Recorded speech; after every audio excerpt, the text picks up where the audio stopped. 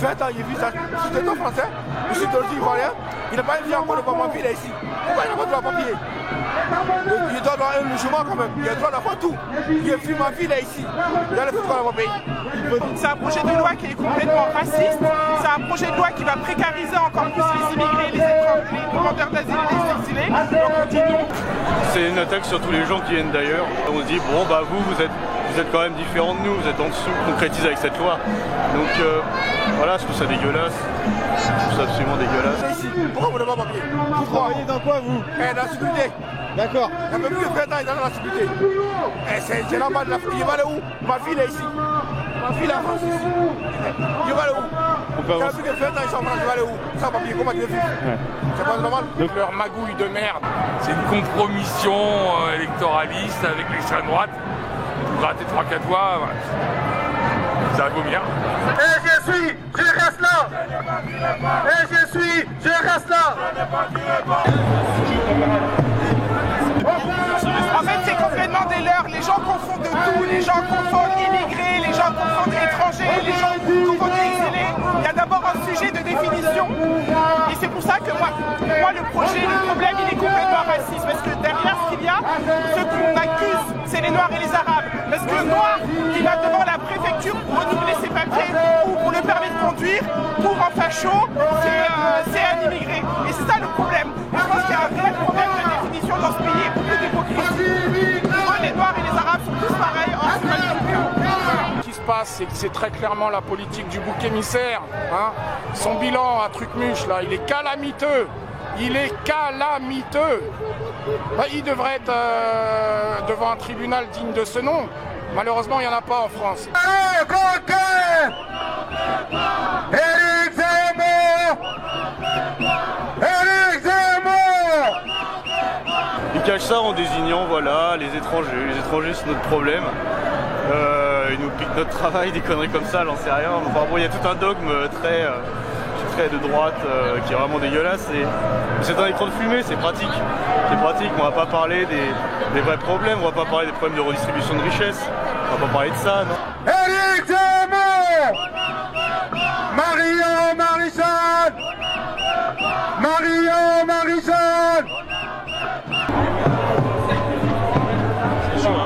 On parle de justice fiscale, le gouvernement dira qu'il faut taper sur les chômeurs, qu'il faut taper sur les gens de RSA, qu'il faut taper sur les immigrés justement, mais il ne parlera pas. La politique du bouc émissaire. Et ils n'ont pas honte. Ils n'ont pas honte. La politique du bouc émissaire. On nous demande sans arrêt de faire le devoir de mémoire.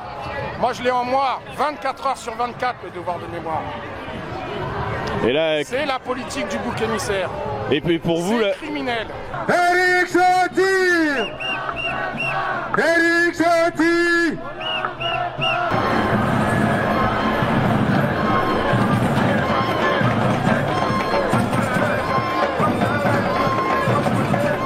C'est simple, pour moi, il n'y a même pas de question, il fallait être là. Voilà. Le racisme qu'elle porte en elle, la discrimination, le refus de l'étranger, ça pue le FN à plein nez. Les lois Macron. On n'en veut pas. Les lois Darmanin. On n'en veut pas. De toute façon, il est d'extrême droite. Qu'est-ce que ces gens qui sont du courant historique maréchal et qui nous donnent des leçons comme quoi on serait antisémite? Qu'est-ce que c'est que ce délire? Même s'il n'y a pas de grande suite à cette manifestation, c'est important d'être ensemble, au moins pour dire que ça fait chier, quoi.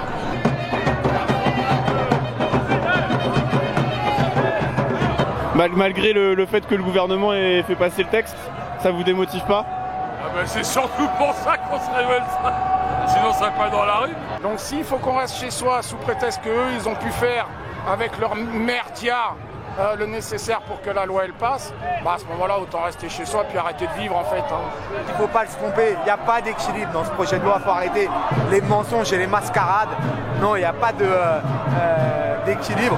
C'est un titre de séjour travail qui est proposé en réalité au rabais par rapport à ce qu'avaient réussi à gagner les grandes grèves de travailleurs sans papier.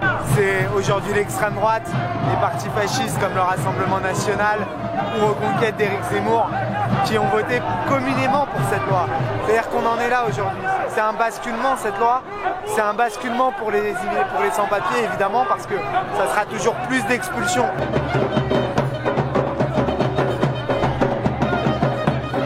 Avant de bénéficier du système allocatif et des prestations sociales, ils travaillent, ils produisent, ils accumulent la richesse, ils nettoient les maisons, ils font des aides à domicile, ils font des petits boulots que personne ne fait pendant le confinement, ils font la recherche, ils font des articles scientifiques, le rayonnement scientifique de la France, que ne prennent rien à personne.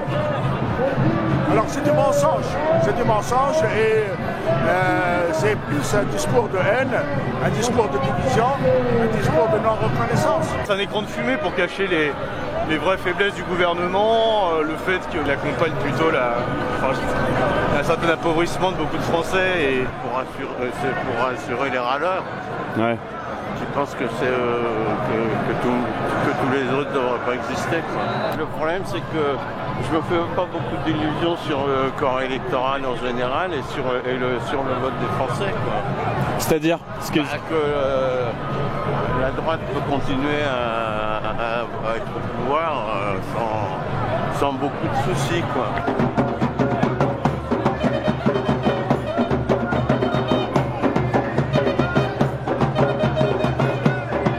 Celles et ceux qu'on a été chercher, celles et ceux dont on a été chercher leurs grands-parents, leurs parents, pour se battre sous le drapeau français contre l'Allemagne pendant les guerres mondiales, mais aussi pour aller travailler pour les usines multinationales comme Renault ou tant d'autres, à qui on dit, bah non, aujourd'hui non seulement vous allez vous faire exploiter, mais vous allez vous faire exploiter avec encore moins de droits qu'avant, pour faire plaisir quoi à 11 millions de racistes qui votent pour le Rassemblement national.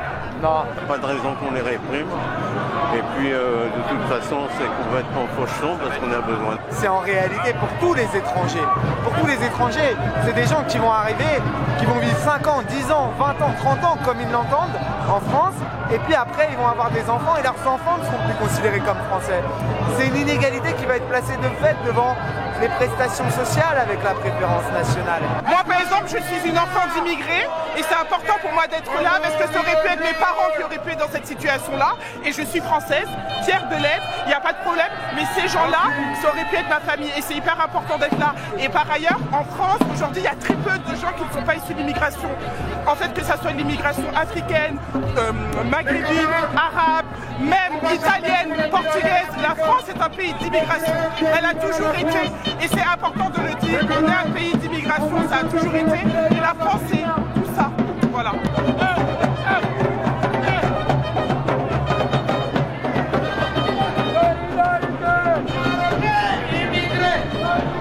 Il faut que les syndicats mouillent la chemise, il faut que les organisations politiques mouillent la chemise, il faut que plus d'associations encore mouillent la chemise, parce que la lutte elle va pas s'arrêter à ce soir, elle va pas s'arrêter à la Barbès et à Place de Clichy là où on va, elle va s'arrêter quand ce projet de loi il sera retiré et c'est pas le Conseil constitutionnel sur lequel on pourra s'attendre. Faut jamais oublier la notion de fraternité et de solidarité. Faut jamais oublier ça, de la fraternité sociale. Ce pays en a vraiment besoin. C'est ça le citoyen aussi, c'est ressentir une empathie envers ce qu'on ne connaît pas soi-même, mais envers les autres classes sociales, envers son prochain. C'est ça nos valeurs aussi. C'est ça, liberté, égalité, fraternité.